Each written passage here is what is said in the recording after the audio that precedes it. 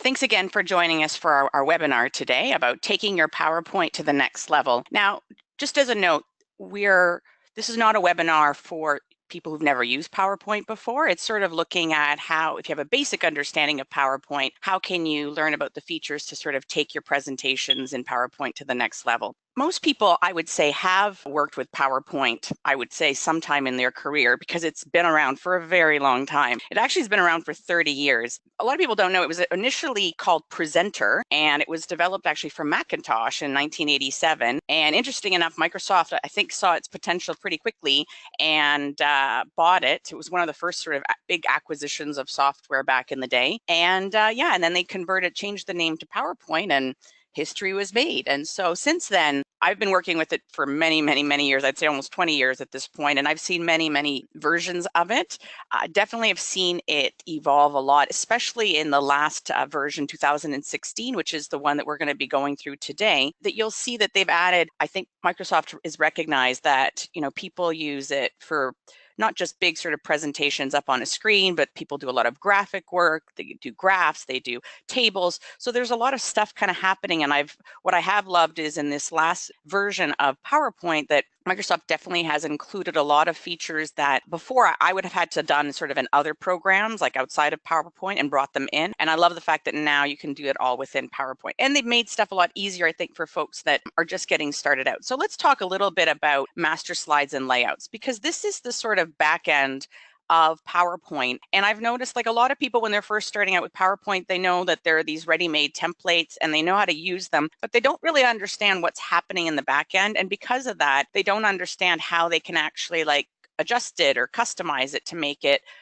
work for their business or their branding and stuff. So in 2016, now in the new it's called the backstage part of PowerPoint or all Microsoft Office products, you have an area where if you're going to create a new PowerPoint, we have all these sort of ready-made templates and layouts. And what I do love, and I'll just jump into PowerPoint right now, and I have a little sample going at the same time here. So if I go, what I was mentioning is if I go along here to the top to File, you'll see this is what's considered the backstage part now. And it allows you to do a lot of things like opening and saving. But the big thing is here in the new section, we have all these sort of new templates. What I love about them as well is the fact that you can go in and within them actually sort of customize a little bit of the colors as well. But again, maybe for your particular company, this isn't the right color, the right sort of shade of blue that you need. And there are ways to actually change that. So here's my actual template that I actually did pick from this list here. It was this one here, circuit. So I picked this circuit one, and if I want to go to the back end and actually change the master slides, what I'm going to do is go along the top ribbon to view, and then I'm going to select the slide master button. That's going to open up the slide master view. So in this view section here, you'll see that this top slide up here is considered the slide master. It will dictate what it looks like underneath. So if I took away this background and just format the background and made it a darker color, it will impact the rest of all the slides underneath it. Now, that's a great feature in the sense that if you're creating a presentation and you make a change either to the look and feel of it, it will change all the rest of your slides. So you don't have to sit there and fiddle with all this sort of look and feel of the slide. What I don't like about this sometimes is the fact that because of this top slide dictating what is underneath, you're sort of committed to the fact that you have to have this image, as you see here, on all the slides. So say you wanted a slide that was more like a divider slide that was just like solid in one color. Now, you could create it here over top. So there's an option here. I could go to Insert. I can go here, to Home, and I could just put a box basically in front of it. Now, what that's doing is it's a bit of a temporary fix.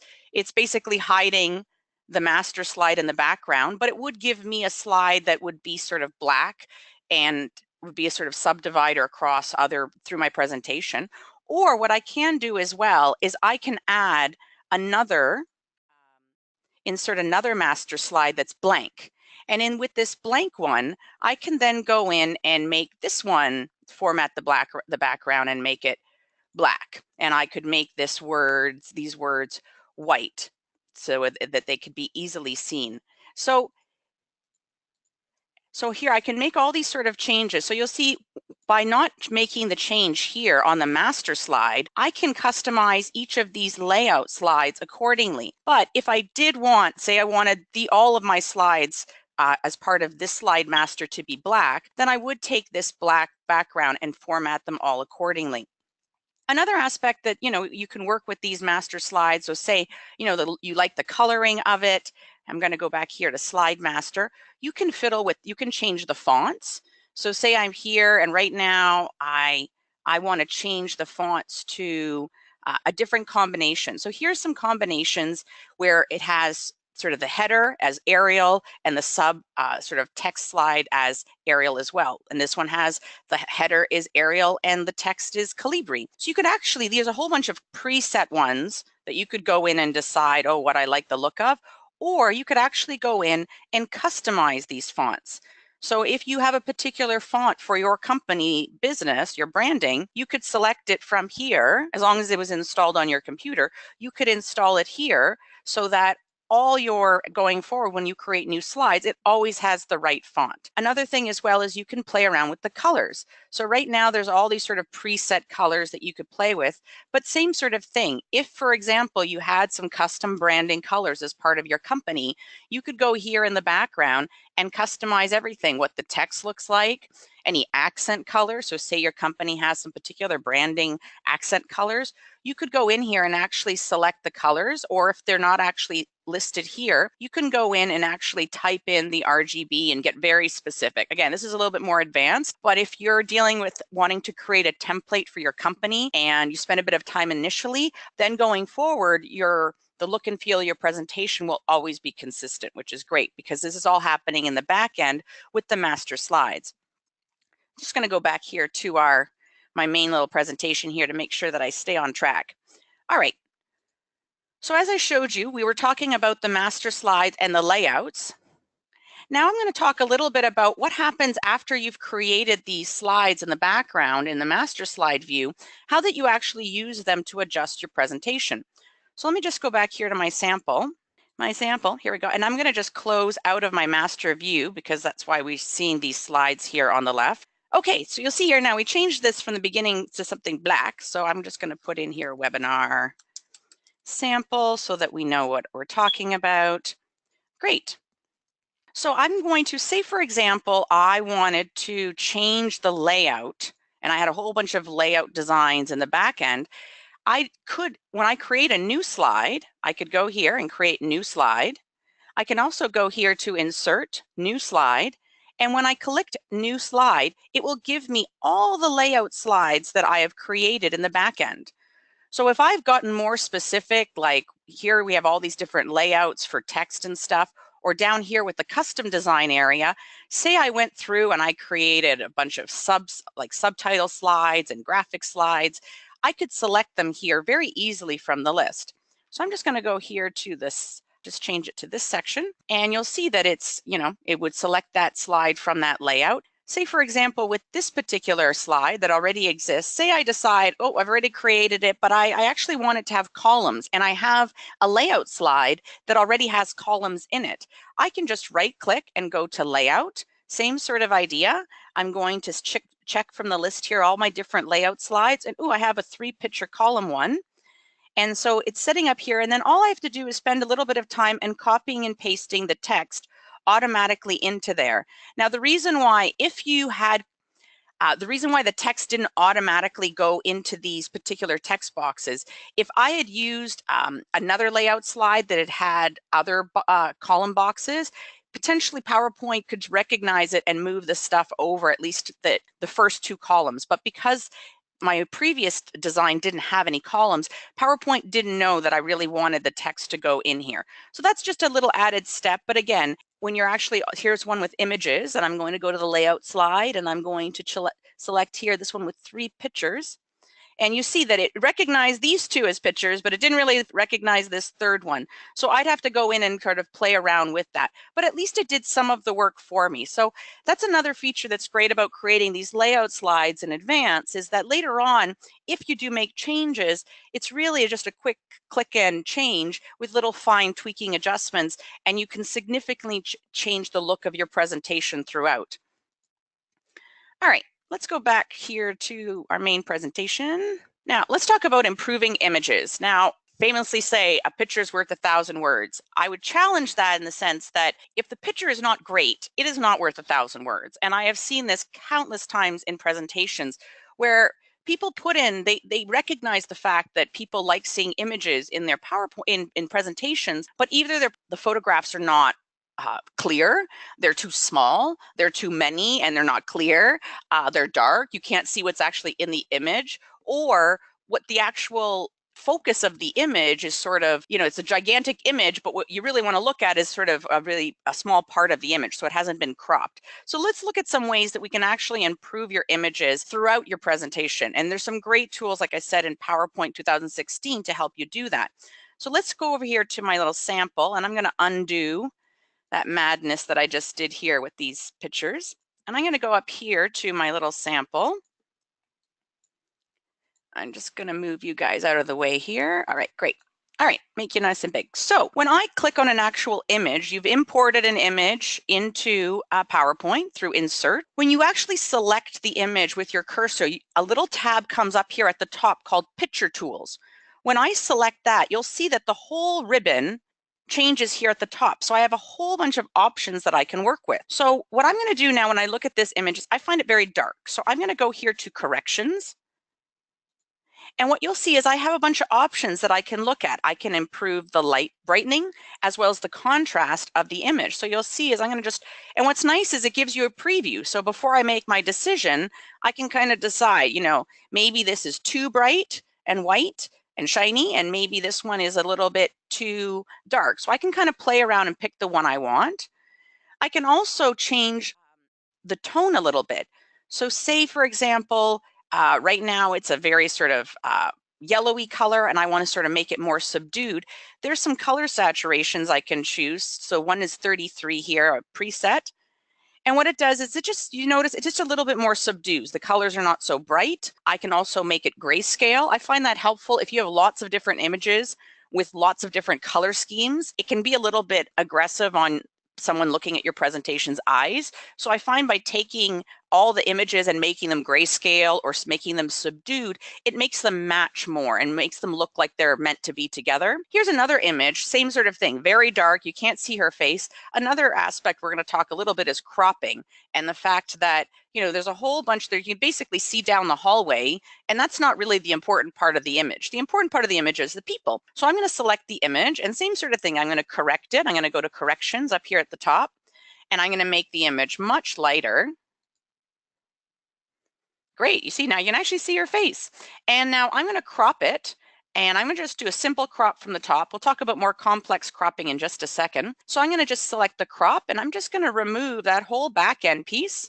And I don't really need to see their legs either, because I really want to just focus on their face. And I'm going to just crop right in. Oops. So you see now that it's really focused on the person and not just, again, the sake of putting in an image for image sake. And I could do the same thing here. Right now, we're all looking at these people's feet. There's really no need to look at their feet in an image like this. I think the real focus is the people's faces. So a great way, sorry, having a little bit of delay here because of the webinar is causing a little bit of slowdown here with my system, but okay, great. There we go. See, and now the focus is on the particular people. So you see these, and what I did here is I'm going to just go back here to the subdue in the color scheme, and you'll see now these two images match a bit more. They look like they're kind of part of the same scheme. They're clear. You can actually see the employees' faces. I'd say that's a much better, more effective way of presenting your images within PowerPoint. Let's look at another example in terms of images. Another great tool that they've added in 2016 is removing backgrounds. So I used to have to go into other systems, other products like Photoshop and stuff to do this. And I love the fact that now PowerPoint has included this as part of its tools. So I'm just going to go here to some images. You'll see as I put it on the background that it has a white background. Not really great when you have a textured background like we have right now, because you can't see what's behind it. So when I select the actual image, and I'm going to go here to the top to Picture Tools, you'll see on the left there's a new icon called Remove Background. So when I select this, it just takes a little bit for basically Microsoft to, it does a first pass of what it thinks the background is and what the image is. So what you see that is colored is what is going to stay. Now, what you see here in purple is going to go.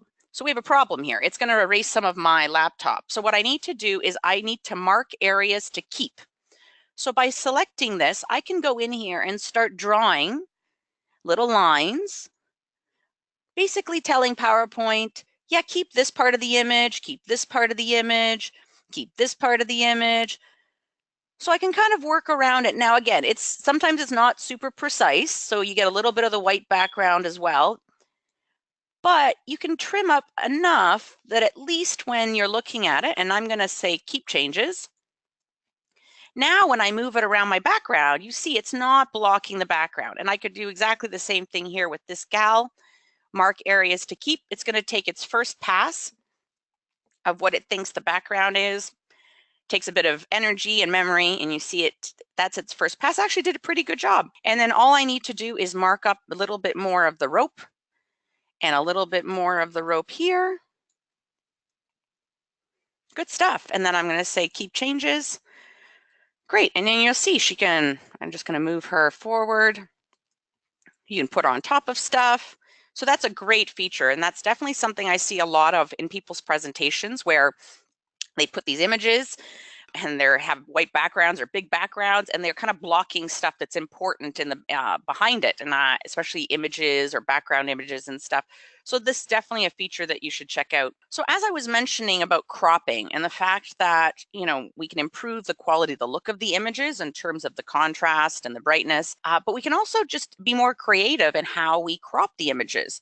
So if I select an image, same sort of thing, it will open up a little icon at the top that says Picture Tools. And by selecting Picture Tools, it opens up my lovely ribbon here of all my tools and functionality. And over here on the right is Crop. Now, before I just did a simple crop, I'm going to select the drop down now, and you'll see I have the option to crop to shape. So interesting enough, you can crop an image to anything. You could crop it to an arrow, you could crop it to a smiley face. But for these particular employees' images, I'm going to make them circles just to be for a company profile. So I'm going to just click crop again, and then I can go in and, actually play around with the circle itself and make it a bit smaller and adjust the sizing. And there we go. Now, what's a great feature as well in the new PowerPoint is that it has the ability that you can, if you spend a bit of work on this one, you can kind of copy it and apply it to the next one. So I'm going to just go here to Home along the top, and you see where it says Format Painter. I'm going to click on that, and then I'm going to click on the next image. So what it does, Format Painter actually exists across all of Microsoft Office new products. 2016. And I would say it's a great feature at times. So as I just showed you, if you're working on the same page, slide, spreadsheet, it works out great because you can easily have your cursor on something, click the Format Painter, go to the next image, click it. And now again, it doesn't do the finite work. You still have to go in there and do the tweaking. And another thing I find is it doesn't keep the format. So once you've applied it to one image, you got to go back and press Format Painter again and again and again. So those are the elements of this tool or feature that I don't love, but I have to say, if I'm working on one particular slide or one location and I'm jumping back and forth and doing very similar tasks, it has become a bit of a time saver. Great, let's jump back to our presentation here. And we've talked about images and cropping, which is great. And we can talk a little bit about framing. It's not my, I have to say, from a professional looking presentation format, I find sometimes the frames look a little tacky, I'll admit, depending on how they're used. So when you go to the picture section area here in this ribbon, right here, and it takes up a big space right in the middle. These are all these different frames. So you'll see as I hover over them, you'll see the preview, and it could be anything. It creates a shadow, it creates boxes around it, that kind of thing. Now, I guess from a time-saving perspective, if you were going to do a bunch of images, these look okay. I just find some of them, they look a little tacky. And then I also find them challenging because sometimes when you edit them, then Microsoft will save the image that way. And then later on, if you want that same image back, you can't have it back. It's kind of forever in this state of shadows and white borders. So I actually, a lot of times when I work with these types of frames, I'll actually just create them myself, because here in this section, we have picture borders, we have picture effects. So you can do things like shadows, drop shadows. So you can, in essence, create very similar effects that you see here in the frame section all by yourself. And the nice thing about it by creating it this way is the fact that then you can change it if you decide to change your mind later on. All right, let's jump to the next section here. Let's talk about having easy to read content. Now, we're not going to get into this presentation about best practices when developing presentations, because that overall is less content is definitely better. I do see the fact that folks put a lot of content on their slides. And again, depending on how you're presenting your presentation, whether it's in a large conference format or whether you're printing out and handing it to somebody, I think that makes a big difference in terms of how much content is on your slides. But I do think it's also important, regardless of whether it's a little or a lot, that it's well formatted so it's easy to read and scan. Because at the end of the day, people are not reading it like they do a novel or a book. So that you need to make the material much easier for people to scan, whether it's at a distance or even close up. So let's talk a little bit about some of the formatting. Now, most people I notice will just take basically, I'm going to change us back to our layout that we had originally. Sure. No, not this one. This one. Here we go. So here's some text that I had imported in from a website. Now, I've noticed a lot of people, they'll copy and paste and they'll take whatever formatting the text box gives them. So if they'll go here and say, oh yeah, I want to do some bullets, great, okay, you could do that. What they don't recognize though is there's a lot more control that you have over the text box. So in particular, I find when you're dealing with presentations that people are looking at from a distance, having more spacing in between things definitely helps. So for example, if I highlight this area with these bullets, I can go over here under Home. We have an option here, so under the sort of paragraph section called line spacing. Now, for sure, you can definitely make this line spaces themselves big, but the problem with that is that means that all the sentences get broken up to be 3 spaces, and that doesn't make for very good scanning. But if I actually click on the line spacing option, it opens up a little box that gives me some options. Now, I can play around with how much spacing. So say I want my bullets to be more indented, just to add a little bit more, make it easier for my audience to actually see that there are bullets. I can also fiddle around with the spacing. Like right now, it was set to 6, but I might want to change the spacing to 12. Now, by changing the spacing in this box, what you're doing is you're actually changing the spaces for each paragraph or each sentence after you press enter. So you'll see that not everything gets blown up to 12 points. So I'm going to click OK. So what you'll see is you see a little bit more spacing happen between these particular bullets, but not in these because they were not selected. So you can do this type of work across the whole text box. So I'm going to go here and select 6, and you'll see that all of them got spaced out to 6. Or like I said, you can be very specific and highlight particular boxes or particular sentences and get really specific about the spacing, both of in between the lines as well as the indents. Now, as well, you can right click on any text box and there's an option to format shape. This opens up a option here on the right with actually lots of opportunity to customize your text box. And you can change obviously the fill, you can change the color of it, that's very common, but you can actually go here to text options and you can play around with the actual text box. So you can make it so that there's more of an indent. So right now I'm really shifting everything over. I can add more of a border along the top. I can make sure that it doesn't wrap. It just goes all the way to the end, or I can make sure that it wraps it based on the size of the text box. So lots of opportunities to customize. Again, I notice a lot of folks kind of just take what PowerPoint gives them as part of their template, but there's lots of opportunity to customize and play around with these text boxes. And these obviously become the key component of your presentation. Tables. Let's talk about tables. So a lot of folks you can create tables in PowerPoint, but I've noticed a lot of the folks I work with, they tend to import their tables from Excel or potentially Word. Either way, I'm just going to go in here to my sample and pull up this table. Now, this is one that I've actually imported from Excel. So it's, sort of typical financial sheet. It's pretty plain. When I actually click on the table, PowerPoint recognizes it's a table. So you'll see when I click on it, up at the top, you'll see Table Tools shows up. And when this is actually showing, when I click on Design, all of a sudden this ribbon becomes basically my Table Tools. And if I click on Layout, these become sort of additional tools to fiddle with my table. So these two. So as long as this little at the top says Table Tools, these two ribbons, Design and Layout, give me total control to play around with my table. Now, there's a lot of things that you can do just at one click without customizing. I can decide that the header row is colored. I could decide that the total row at the bottom is colored. I could decide that the last column has a color. And even from there, I can decide based on some presets what the colors are. So I can make it sort of more white. I can make it more sort of a blend. I can go in and ask for more solid colors. So there's some presets that I can go in. Now, you can also, I'm just going to undo all that. You can also do this all manually.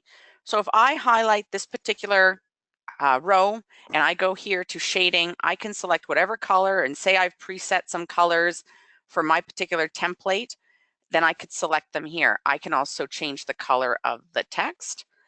Now, what I think is interesting here is right now it's really aligned to most of this actual whole table. I'm just going to actually fill in all the borders. So here under borders, I have the option to select all borders, and I'm going to just change the colors to make it just a little lighter gray. And I'm going to select all borders. Okay. Oh, all borders, please. There we go.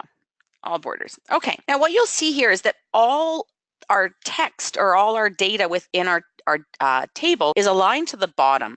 I find that a little bit hard on the eyes, again, especially when you're trying to make it as easy as possible for people to scan the information. So this is why, again, we have the design area, which allows you to play with the colors of the borders, colors of the shading of the columns, of the rows. If you go along the top to layout, this allows you to play around with the spacing and that kind of stuff. So what I find really helpful is you can do it for the whole table, is just select the whole table. And there's an option here, center vertically. And that aligns the whole thing, all the text to the middle of the actual cell. I can also align everything to the left. I can align it to the middle. I can align it to the right, that kind of thing as well. I also find it interesting sometimes when you're dealing with tables and maybe the title of each of the rows is a bit long, you can also change the direction of the text, which I find helpful. You can rotate it all so that it's, showing, depending again on the use of your table. It might be handy to switch the direction of your text accordingly. I'm just going to put it back. And you can also play around with the margins. So I've noticed as well, sometimes people create tables with text in it and there's a lot of data and, a lot of it's being kind of taken up by space. So you can play around a little bit with the spacing under cell margins. You can actually make it a little bit more narrow so that everything is just a little bit more, has a little bit more space inside of the cell. You can also even just get really finite with the information. You can go, again, same sort of business, format shape, and you can go and actually go and fiddle out all the different, each particular cell on its own if you want to fiddle. You'll notice here that they've merged this particular column or rows together, so you can do all that. So there's lots of opportunity. I've noticed as well, people tend to grab everything from Excel and just plop it in here and kind of hope for the best without working on the fact that you can actually make your tables look really great and really easy for your audience to kind of get whatever the message is that you're trying to deliver. Let's talk about my next sort of pain in my existence when I'm dealing with people and their PowerPoints is their graphs. So again, a lot of opportunity in PowerPoint to present financials, present data in a more visual way. And a common way to do that is graphs. Now, my challenge with that is that to me, point of a graph is to make data and numbers look, better and be easier to read than just a whole bunch of data in a spreadsheet.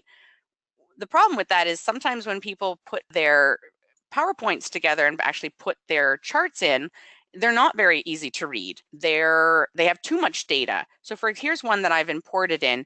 You'll see I've noticed lots of folks. I'm just going to move this guy out of the way for a second. I'm going to make him smaller and move him out of the way, just so we can stay here. So here, this is very typical. This one's actually colorful, but the challenge with it's so small. So really at this point, I can't even read the numbers, the actual values. So is there value of actually having actual value of each of the columns here? I would say not. So you can actually click in once you've import. Now again, depends how you import it in. When you import or paste in a spreadsheet, you have the option to paste in a copy as an image or an actual copy of the spreadsheet. I'd recommend always doing a copy of the spreadsheet, not an image, because if it's an image, you can't alter it. It's basically just a screenshot of your graph, and that's it, it's done. When you actually copy it in as a spreadsheet element, you can double click on it and actually have control. I can actually go in here and delete all the values from the top, because I'm just gonna make, instead, I'm going to make the values along the side bigger so that my audience can see what's our actual total that we're working with. So, and I also notice here at the bottom, the actual year is very small and hard to read. So I'm going to make this a bit bigger and easier to read. I'm also going to take the values off this next column, and then I'm going to make them all, I'm going to change the colors. So I can go through and make it, actually right click on it and change the fills to orange. I can fiddle around with all of that kind of stuff. I can also right click on it, and I have some options here. I can, right here you go. So when I'm playing with the data, right now I'm actually, see, you notice it's actually pulling up the spreadsheet itself. So when I'm playing around with it, it's actually connecting back to my spreadsheet. That's something to keep in mind. Depending on the link that you've created with your PowerPoint, your spreadsheet, one thing I have found though is that when I create changes here, it doesn't necessarily equate back with your actual PowerPoint or your actual spreadsheet file. But when you do change your data, so say you need to change your actual numbers accordingly, it does actually save it, which comes in handy instead of having to jump back and forth when you're creating your, oh no, see, actually, oops, it took my diagram. I want this one. Yeah, that instead. So anyways, it's a great way to have that sort of connection point, but definitely a way to improve the look of your graphs. Now let's take this other one as well. Now this is just a typical pie chart copied and pasted from Excel. Now when you, same sort of thing as table, when I click on my graph that I've imported in, you'll see I get the same sort of thing at the top, but instead of table tools, it now says chart tools. So when I click on it, same sort of business. I have two ribbons. I have a design ribbon and I have a format ribbon. But the design ribbon is where I'm going to actually do most of my work. So I have the opportunity to, just at a quick click, there's some presets of how to make your graph look a bit better, and you can pick and choose from there. You can make some changes to the actual colors based on the ones that are sort of preset here. Or like I said, you could actually go in and go by each particular area and change these. So this one gets a bit tricky because you have to actually select this particular part of the graph and fill it in. So you can manually go through and select all of it. You could actually go in and actually change your title. So there's a lot of stuff that you can actually go in here as well. And you'll see there's some additional features here in terms of editing the data. You can even change your chart type. So say you're working on it, you decide, you know what, I don't really want a pie chart. Maybe I want a bar chart instead. So you can go in and make that change and it will sort of convert the data. Now, any of the changes that you might have made in terms of playing around with the what's displayed and what's not might not apply because it's going to go back to the original spreadsheet that you grabbed and pull that data from there. So it's just something to consider, but lots of opportunity. But my biggest counsel that I can give people when they're working on their graphs is to make the content visible. Because really, at the end of the day, if people can't read the numbers and see the graph itself, or there's so many numbers and they're so small, it's really not adding any value. So something to keep in mind. All right, moving on. Good stuff. So now we're going to move into some of these great features that have come around with 2016. And I think they've definitely upped the game for PowerPoint, and definitely stuff that I've been asking for and I've been wanting. And I usually, again, like I had to go into other programs to get them before, and now it's great that you can actually do it all in PowerPoint. So let's talk about the common one, icons. There's tons of situations where, whether it's instead of using bullets, or maybe you're creating an infographic and you're trying to explain a diagram to people, having icons is a great way to tell a story. Now, what's different about icons versus just adding images is that these icons are actually very editable in terms of their colors and size, and they always stay, regardless of how you scale them, like really big, really small, they always stay nice and crisp. So let me just show you where you can find that. So I'm going to go back here to my sample, and I'm going to go here to we'll just go here to this slide here. Good stuff. And I'm going to go along the top to the Insert tab, and this will open up this ribbon here. And if you go along the top to the Icons button here, it will open up this window with all these different icons to choose from. So I'm going to choose the piggy and the eye and the clock. Sure. And click Insert. Now, as I mentioned, these are completely editable. You can make them as big or as small as you like. And what I love about them, the fact is you can change them to match whatever color you need. So say, you have a particular color for your company or branding, you just go under here under graphics and change the color accordingly. So it could be purple, this one could be blue, and this one can be green. So again, great. I use them a lot, like I said, for in lieu of bullets. So in this situation, instead of having these little bullets, you could put little icons instead. Or like I said, if you're creating a diagram, it's definitely a great feature. Next one. Morph, the morph transition. So I'm sure if you've, again, worked with PowerPoint before, you're familiar with the fact that it has animation features. But I could do a whole webinar on just animation within PowerPoint because it can get quite complex. There's the easy sort of features, wipe things in, fly things in. But honestly, a lot of people don't like that, to be honest. They don't like the things flying in and out for no particular reason. So I've noticed people have kind of moved away from the animation piece. But I have noticed there's this new feature that they've added, and it's not really an animation. It's considered a transition, but it definitely makes it so much easier to add a little bit more like a dynamic aspect to your presentation without spending a lot of time and energy. Let me show you how it works.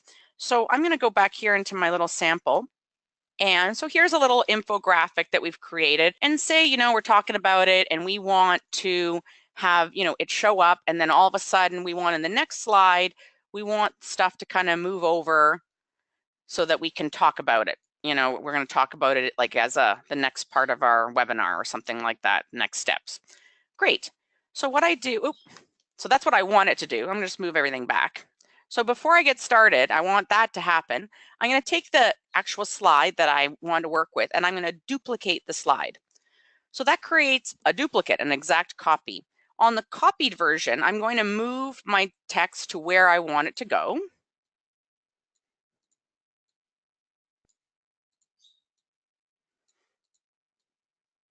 Great. So this is the end point of where it's all going to land. Now I'm going to go back up here to my first slide that started it, and I'm going to go along the top ribbon to transitions. And now I'm going to select morph. Oh, wrong one. Sorry, guys. I'm going to go to the one underneath it and select morph. There we go. So you'll see that what just happened there, I'll just play it again under preview. So during that slide, so you see here in my thumbnails, through this type of functionality, we actually end up getting two slides, this slide and this slide. And that basically PowerPoint has created a little mini animation to help move the content from this look to this look. Now, That's all it can really do. I'll just tell you that. It can only really move stuff. I've tried to do a little more complex stuff, but you can't really time it. You can't sequence it too much. Everything kind of moves at the same time. So again, not the type of functionality that you're going to get in the animation section, but definitely sort of as a quick fix, add a little bit of movement to your PowerPoint. Definitely a cool way, but just keep in mind that under the more, if you need to have basically duplicate slides in order to actually work. Great, let's talk about my next feature here. The photo album. Now this has actually existed for a while in other iterations of PowerPoint, but they're definitely getting better at it, I'll say that much. So I'm gonna go here, doesn't really matter which slide we're on, I'm just gonna pick a slide in general, and I'm gonna go along the top here to insert, and I'm gonna select the photo album, and you'll see a drop down because if I had a photo album already existing, I could check it, click it from here and edit it. But I'm gonna go to new photo album. And what you'll notice is it opens up a little window that basically gives me an opportunity to create my photo album.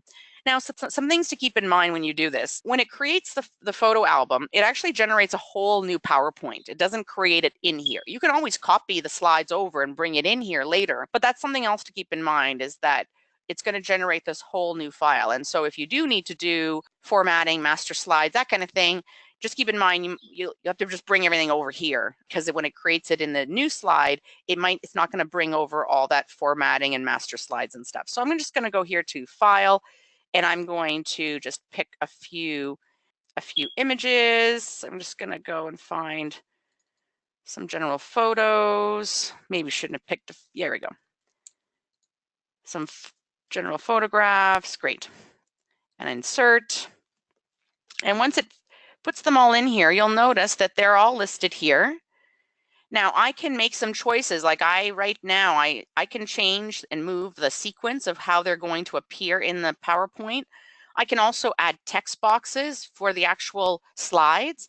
I can also make some decisions. Do I want one picture on each slide? Do I want two pictures on each slide?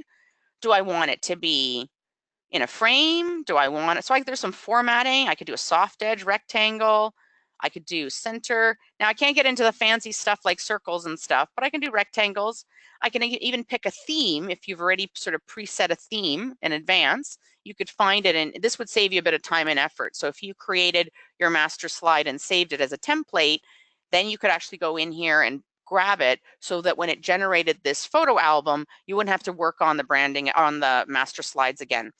So you can also make some choices in terms of all the pictures being black and white, ensuring the captions. You can actually do even formatting here. You know how I mentioned the fact that you could play around with the brightness, the contrast. You can do that all once it's in PowerPoint.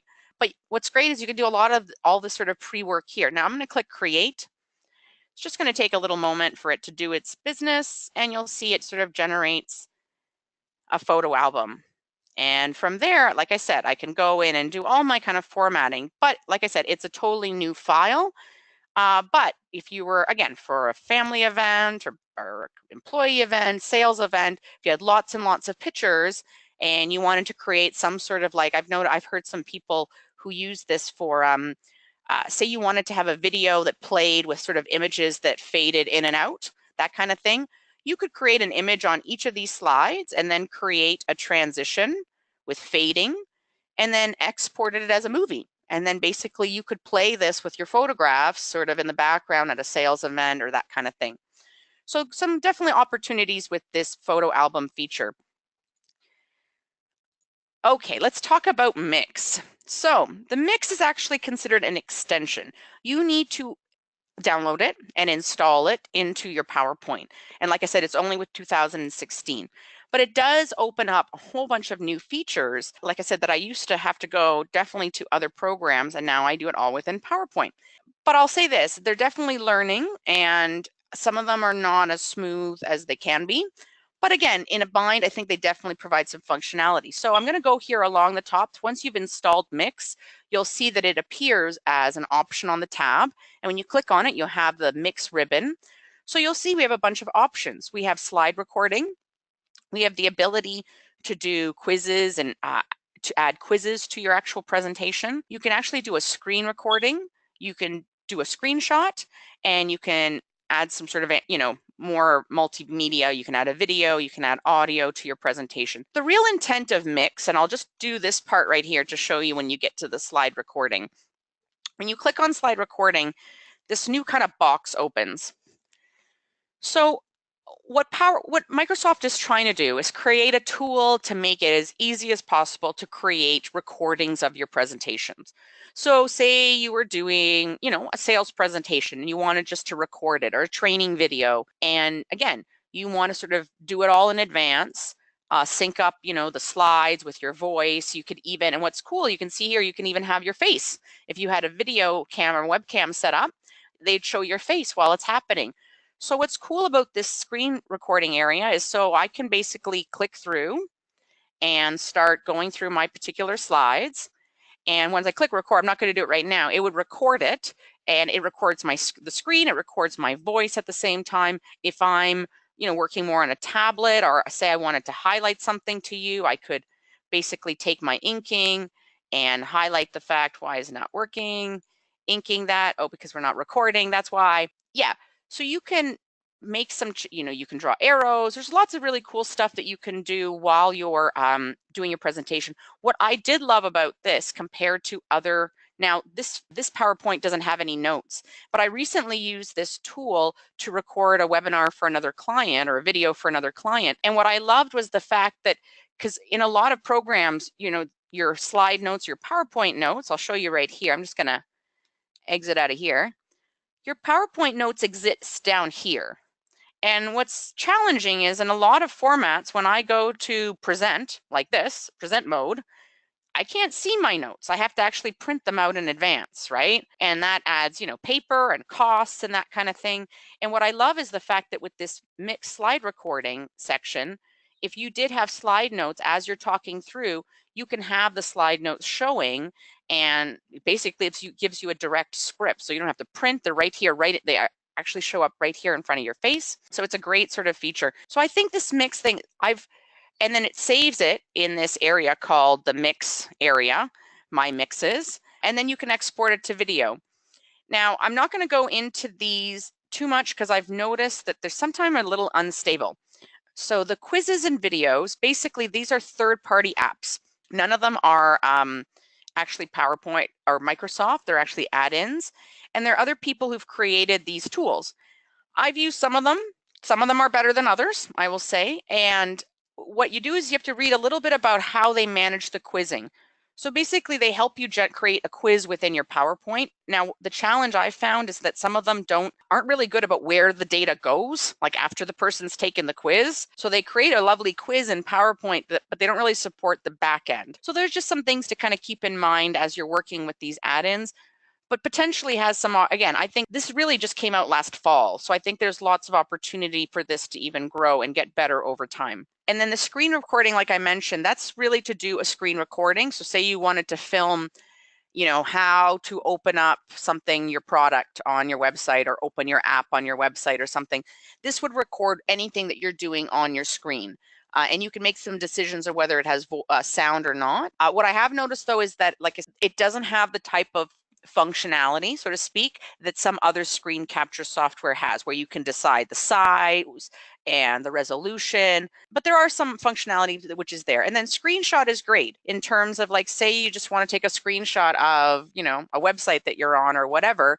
It really allows you to sort of decide, oh, I want a screenshot of this, and then you have a screenshot of it. Now, there's nothing different between doing that and print screen, but the print screen gives you the whole screen. Whereas when I did the screenshot, I was able to decide maybe I just wanted a small section of that particular screen. So you have a little bit more control in that fashion. All right, let's talk about the last feature here, the zoom feature. I wanted to leave this for last because it does alter and I do recommend, if you are going to play around with this zoom feature, that you do wait till maybe at the end of your presentation, or I recommend creating a second version of your presentation, because it does alter things in the back end. And that I find that the only way to get rid of it later is to undo or to start from scratch again. So something to keep in mind. But here, let me show you how it works. It definitely has lots of capabilities. So I'm going to go here to my sample, and really I could go anywhere. I'm going to just go here right to my top, and I'm going to go along the top to insert. And now we'll see here, there's this new area called zoom. So I basically have sort of three options. I have a summary zoom and I have slide zoom. A summary zoom basically creates a summary page with little minis of all your slides. Let me show you. So I'm going to click summary zoom, and I can decide what slides I want showing on my summary slide. So I want this one. So say I want 6 to show for my particular presentation. And I'm going to click insert. So you'll see it actually generates a brand new slide. And that's why I mentioned to you that it's good to do this after you've kind of done all your developing and designing, because it is going to start generating new slides. And what you'll notice as well on the left-hand side, we didn't really talk very much about it, but PowerPoint does have sections. Again, more from an organizational standpoint, it really doesn't alter the functionality and the playback of your presentation. But you do see that we have a default section, and that PowerPoint, while we created this Zoom, created a summary section all by itself. And so here we basically have little minis of all the slides, and I can fiddle with them. I can change the layout of them. But what's great is I'm just going to go here to the playback.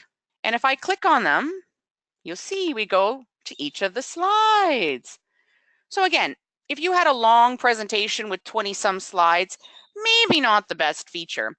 But if you were creating a sales presentation, maybe something to have like on a tablet where you don't want to go through all the slides every single time, you could create this sort of summary page slide and then basically click in, click out, and then, oh, I want to go to this one. Great, click in, click out. Great, so that's the Zoom summary. We also have the Zoom, it's called the slide zoom. So I'm going to just go here to slide zoom. Same sort of thing. I'm going to click what slides I want to be displayed. In this case, I'll just pick some different ones. Now, in this case, it's not creating a summary. It's just adding little minis of those particular slides. So you'll see here, I can move them around. I can make them smaller. I can make them bigger. And they are linked, but they won't work. So the difference is, though, is they won't work like the summary one. The summary one you saw, when I clicked in and I clicked out, it actually clicked back out to the summary. With this particular one, if I click through, it's just going to take me through all the slides. Let me show you. So I'm going to just go here to my display. This one is my display. I maybe should have done that. So if I click on this one here, you'll see it's going to take me to this, but if I click again, it'll just take me in again. Oh, it's like presentation. Oh my God, it's Inception presentation. Well, that's pretty cool. Never done that before.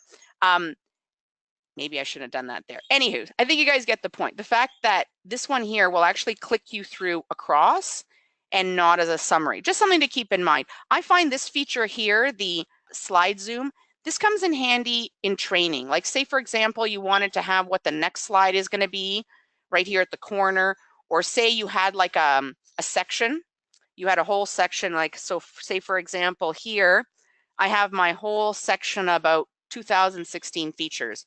Great. Well, maybe what I want to do is maybe I want to create a slide zoom of that particular title. And then I'm going to add it here to each of my, as a small little, it creates a link. It's basically an easy way to create a link back to that particular slide there. And I could add that across all this section. And then again, in a sales situation, a presentation, if I have to quickly go back to that particular slide in my presentation, all I have to do is click there and it would take me back to that particular slide. And then the last one I wanted to show you is the section zoom. What that does is you have to actually take a few slides and click section zoom, and it will decide which section you want to put it in. So it basically created a bit of a default section and added all those slides in again. I don't find that feature as, I don't know, fantastic. To me, it doesn't really is useful, but I find the first two definitely, the summary zoom, very handy in a sales situation, training situation, and the slide zoom, adding that link, quick link to particular slides, especially if you're creating, again, more of a dashboard type of thing, definitely adds a lot of functionality. Great. Well, I really hope that you guys found this webinar helpful, and I hope you'll join us for our next one.